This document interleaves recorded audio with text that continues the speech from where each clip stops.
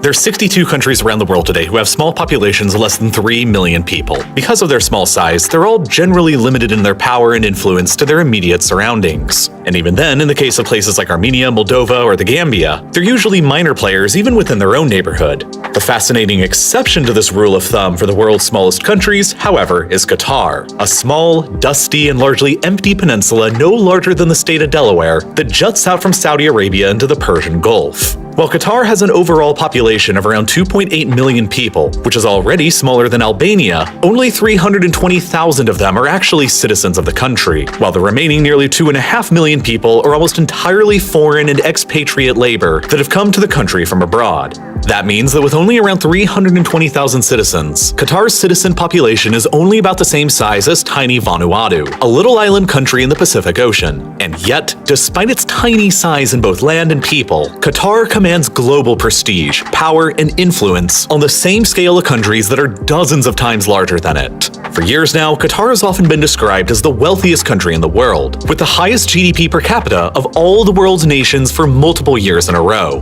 The Qatari economy was larger than Ukraine's even before the Russian invasion, and with nearly 16 times fewer people even when including all the foreign labor. The state of Qatar wields the 9th largest sovereign wealth fund in the world, with assets exceeding $450 billion, including a large 10.5% stake in the Volkswagen Group and the outright ownership of the Paris Saint-Germain Football Club, the 7th most valuable football club in the entire world. This is all in addition to a diversified real estate portfolio that makes the state of Qatar the largest single property owner in London, including a 95% stake in the tallest building in Western Europe, the Shard, 100% ownership of the Harrods department store, a majority stake in the Canary Wharf Financial Centre, and a 20% stake in London's Heathrow Airport, the 7th busiest airport in the world by international passenger traffic. This sovereign wealth fund's assets equate to more than $1.4 million